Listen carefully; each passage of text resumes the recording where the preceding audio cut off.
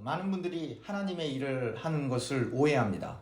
많은 사람들이 성령의 인도를 받으면 본인들이 하는 일이 잘 되고 본인의 소원이 이루어지고 그리고 평안하고 행복할 것이라고 기대를 합니다.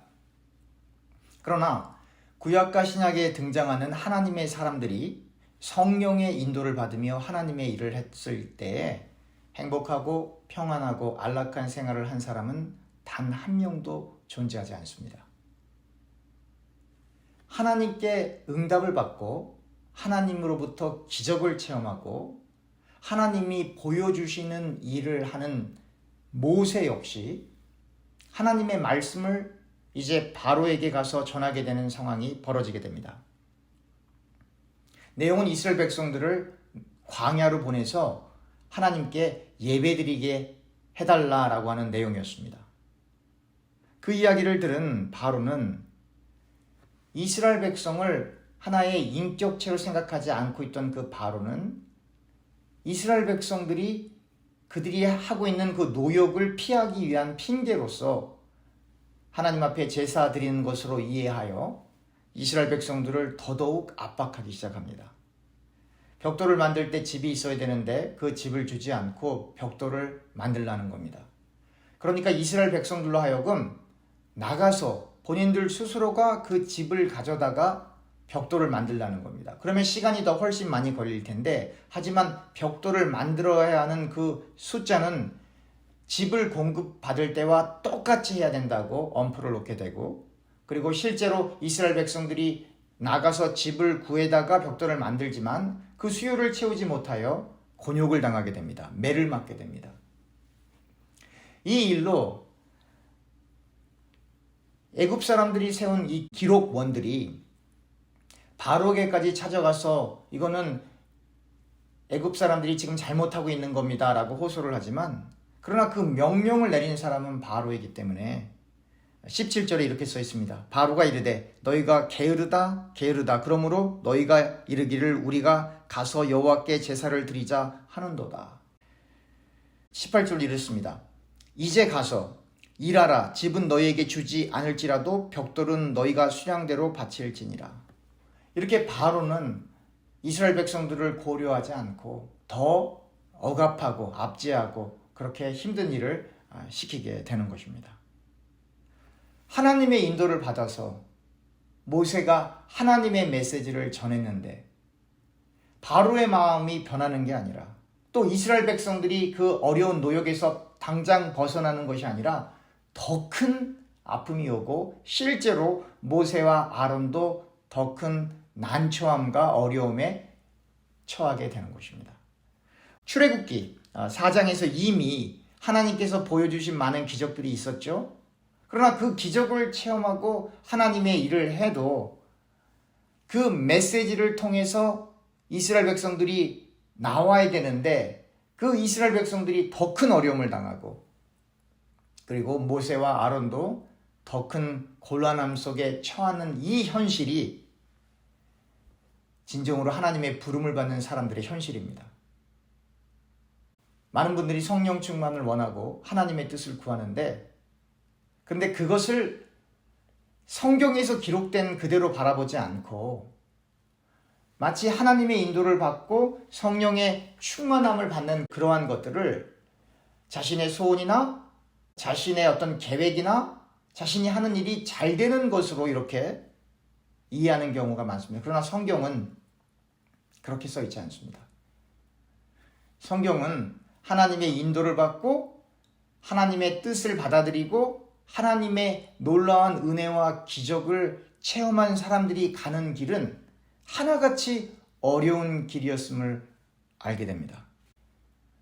여러분들 고린도 후서 11장 22절에서부터 33절에 보면 여러분들이 잘 아는 바울의 자기의 고백이 나옵니다. 바울이 이렇게 고백을 하지 않습니까? 내가 다른 사람들보다 수고를 넘치도록 하나님을 위해서 일을 했습니다. 옥에도 많이 갇혔습니다. 매도 수도 없이 많이 맞았습니다. 여러 번 죽을 뻔도 했습니다. 유대인들에게 40에 하나 감한매를 5번이나 맞았죠. 태창으로 3번에 맞았어요. 돌로는 한 번 맞았죠. 13번 파손하여 일주야를 깊은 바다에서 보내기도 했다고 고백을 합니다. 여러 번 여행하면서 강의 위험, 강도의 위험, 동족의 위험, 다시 말하면 자기 유대인들 같은 동족으로부터 위험을 당하고, 복음을 전파할 때 그 복음을 듣는 이방인들로부터 위험을 당하고, 심지어 같이 사역을 하는 그 형제들 가운데 거짓 형제들이 있어서 그 거짓 형제로부터 위험을 당했다라고 바울은 고백합니다. 수고하고 애쓰며 여러 번 잠도 자지 못하고 줄이고 목마르고 그리고 여러 번 굶고 춥고 헐벗는 상태에 있었다라고 바울은 또한 고백을 합니다. 그럼에도 불구하고 바울은 모든 교회를 염려했다라고 말하며, 바울이 다메섹에 있었을 때 아레다 왕의 고관이 바울을 잡기 위해서 다메섹 성을 지키고 있을 때 광주리를 타고 들창문으로 이렇게 성벽을 내려가서 이렇게 도망을 치게 됐다라는 내용까지 하게 됩니다. 그러니까 결국 바울의 인생을 보면 행복 아니죠.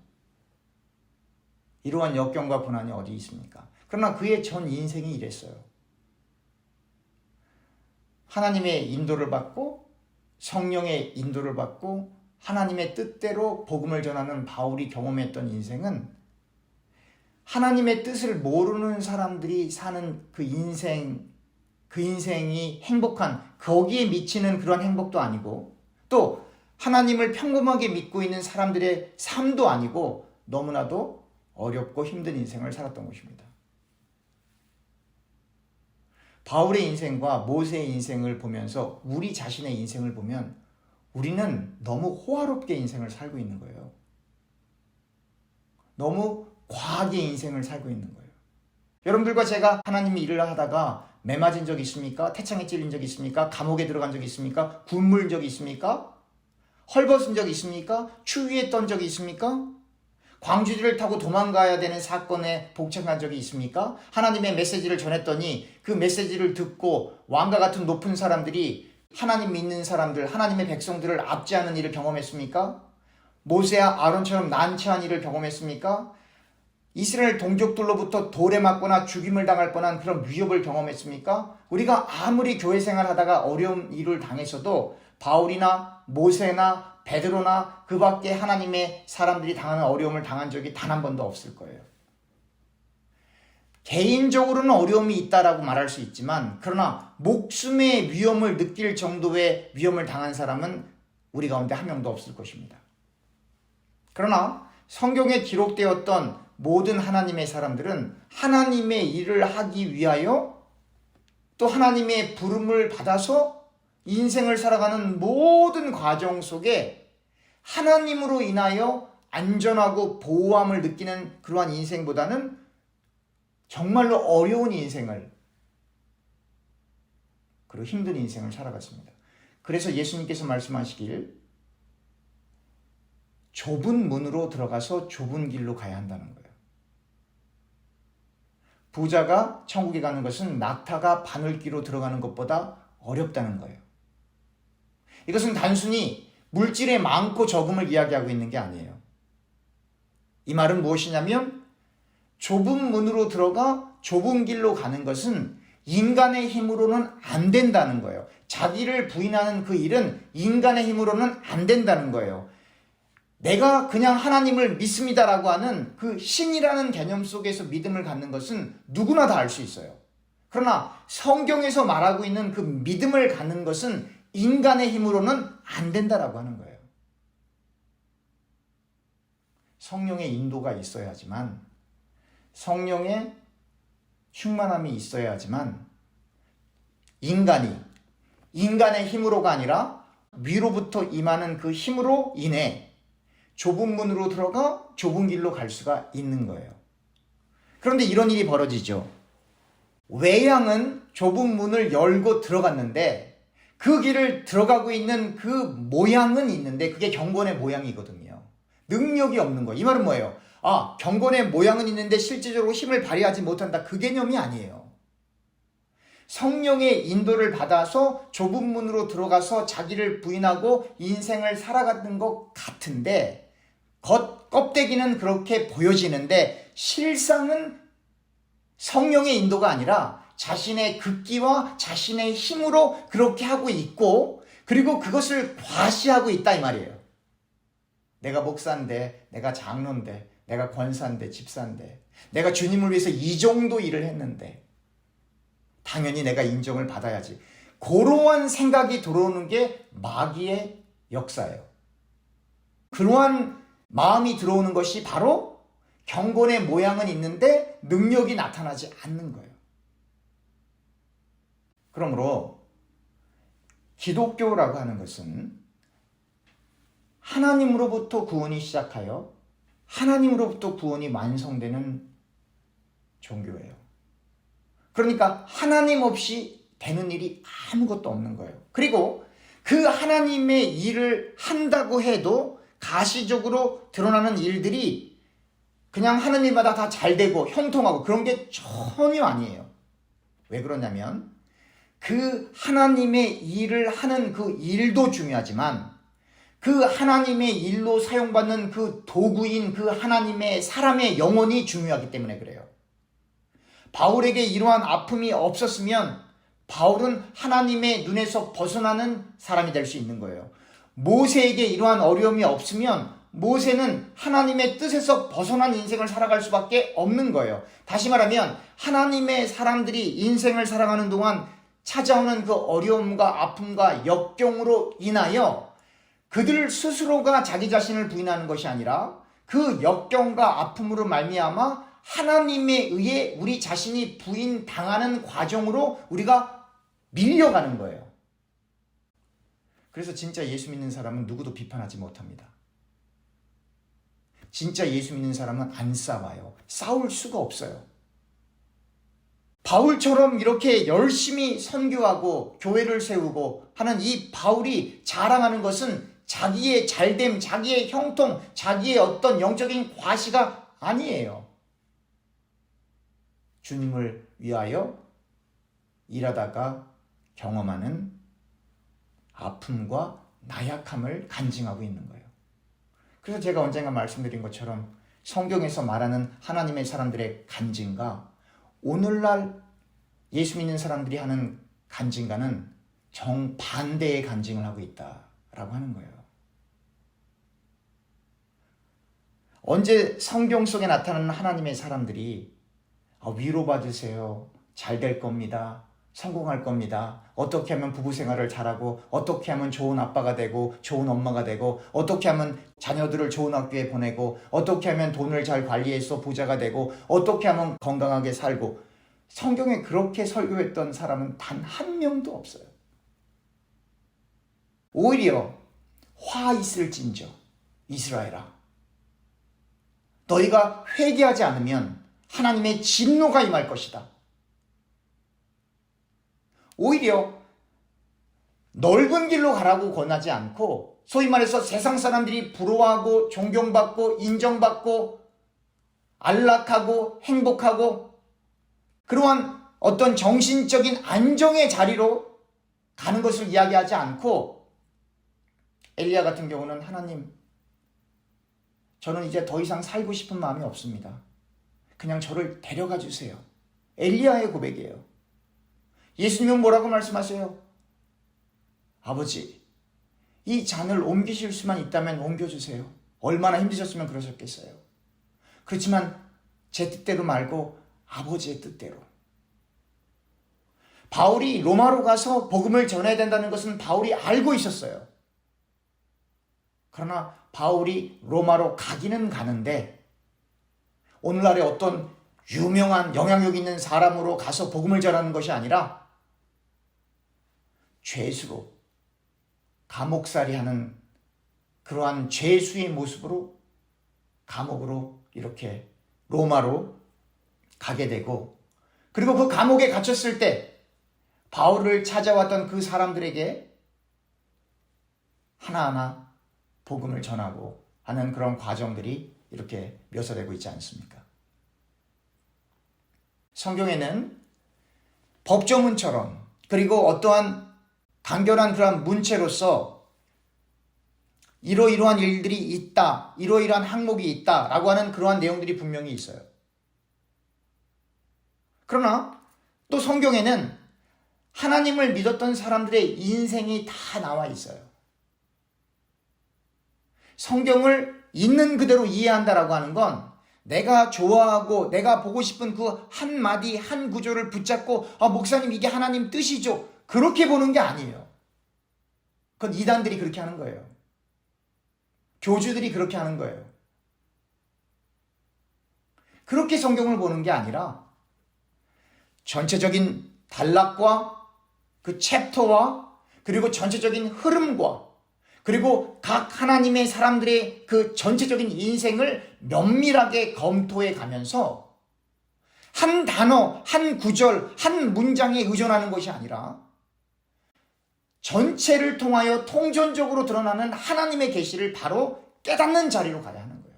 그래서 성경을 읽을 때 한 부분과 한 구절을 그렇게 암송하는 게 아니고 전체적인 흐름을 파악해서 읽어야 하는 거예요. 그러니까 로마서 1장 몇 절에 있는 내용을 이해하려면 그 로마서 1장만 읽으면 안 되고 로마서 전체를 다 읽어야 하는 거예요. 사랑하는 교우님들, 이렇게 어려운 일을 당하는 바울도 그리고 모세도 세상 사람들이 볼 때는 너무나 힘든 인생이지만 그러나 그 내면은 세상에 알 수 없는 평안이 그리고 행복이 주어지는 거예요. 그러니까 행복하기는 한데 평안을 경험하기는 하는데 그 행복과 평안은 세상 사람들이 느끼는 그 행복 평안 아니에요. 세상 사람들은 알 수도 없고 이해할 수 없는 그 평안과 행복을 느끼는 거예요. 예수 믿는 사람은. 그런데 오늘날은 예수 믿는 사람들이 성경에서 말하는 그 믿음을 잃어버리고 마치 소금이 그 맛을 잃어버리면 사람들에게 밟히우는 것처럼 어떤 기능을 상실했다는 얘기가 아니에요, 여러분. 소금이 그 맛을 잊어버렸다. 그 말은 뭐냐면 믿음이라고 하는 걸 자기 생각에는 갖고 있는데 성경에서 말하는 그 믿음은 알지도 못하는 상태가 소금이 맛을 잊어버린 상태예요. 그러니까 어떤 일이 벌어져요. 복음을 전하다가 박해를 받는 게 아니고 세상 사람들보다 더 추잡하고 잘못된 행동을 하다가 세상 사람들에게 짓밟히는 거예요. 누가? 교회가. 이때 교회는 건물을 이야기하는 게 아니에요. 각각 한 사람의 교회를 얘기하는 거예요. 그 맛을 회복해야 되는 거예요. 어떻게 해요? 기도로요? 기도해야죠. 그러나 여러분, 기도는 왜 합니까? 우리가 하나님의 뜻을 깨닫기 위해서 하는 거 아닙니까? 많은 이유들이 또 있지만 다른 이유들 분명 우리의 필요를 따라 우리의 소원을 따라 다 그런 기도가 있죠. 그걸 다 무시하는 게 아니에요. 그러나 기도의 가장 기본이 되고 근본적인 그 목적은 내 소원이 아니라 하나님 뜻이에요. 그래서 사람들이 그걸 너무 이해를 못하니까 예수님께서 주기도문까지 알려주시는 거예요. 그리고 실제로 예수님의 기도 속에 내 뜻대로 말고 하나님의 뜻대로, 하나님의 뜻을 구하는 게 기도예요.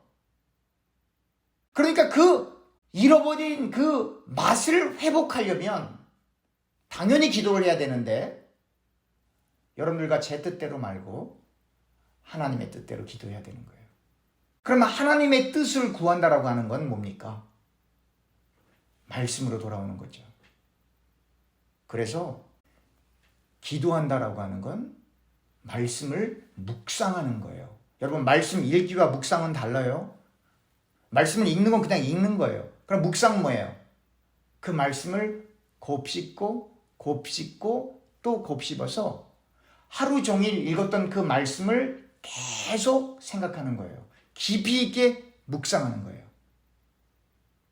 저는 개인적으로 우리 사랑하는 교우님들께서 시간이 되신다고 한다면 일주일에 하루 정도, 아니면 그게 너무 많으면 한 달에 한 번 정도는 가급적 말을 하시지 말고 말씀을 깊이 있게 읽고 그냥 내가 원하는 소원 하나님 앞에 기도하는 것도 물론 중요하지만 그러나 그 깊이 있는 말씀을 붙잡고 묵상할 수 있기를 부탁을 드립니다. 말씀을 맺으려고 합니다. 여러분들과 제가 교회 생활하다가 당하는 어떤 마음의 상처 혹은 갈등은 아무것도 아니에요. 정말 아무것도 아니에요. 그런 거 하나 감당하지 못하고 시험에 들면 모세나 바울이 우리를 보고 무슨 생각을 하겠습니까? 이렇게 말할 거예요. 기다리세요. 성령이 여러분들을 더 극하고 어려운 상황으로 밀어넣을 겁니다. 그렇게 얘기할 거예요, 그분들이. 여러분들과 제가 하나님의 일을 하다가 더 극한 어려운 길을 가게 돼 있어요, 여러분. 정말 하나님을 믿으면. 시커먼 흑암 가운데 조그만 반딧불 하나라도 퍼져 있으면 거기는 화나거든요. 그러나 그 흑암이 그 빛을 덮으려고 하는 거예요. 그래서 정말 예수를 믿으면 많은 어려움들이 우리에게 다가올 거예요. 그게 정상이에요. 그리고 그러한 과정을 통하여 여러분들과 저의 자아가 하나님의 성령에 의해 완전히 굴복되는 거예요. 누가 자기를 부인할 수 있겠습니까? 그러니까 우리가 하는 게 아니라니까요. 그런다고 해서 하나님이 하시니까 나는 그냥 가만히 있어야지. 그게 아니에요. 여러분들과 제가 정말로 하나님과의 그 관계를 유지하면서 정말 하나님과 연결되게 되면 하나님의 일을 하기는 하는데 모세가 하나님에 의해 사용되었던 것처럼 바울이 하나님에 의해 사용되었던 것처럼 물론 시대와 환경이 다르기 때문에 이렇게 극한 어려움과 아픔은 아닐지랄지라도 여러 가지 어려움과 갈등과 아픔 속에서 하나님의 인도를 받게 되는 거예요. 그 과정을 통하여 여러분들과 제가 산산이 부서지는 거예요. 그래서 진짜 예수 믿는 사람은 다 자기를 내 의지로, 자기 의지로가 아니라 성령에 의해 자기가 부인을 당하게 되어 있어요. 그래서 그것을 가시적으로 보여주는 게 순교예요. 박해예요.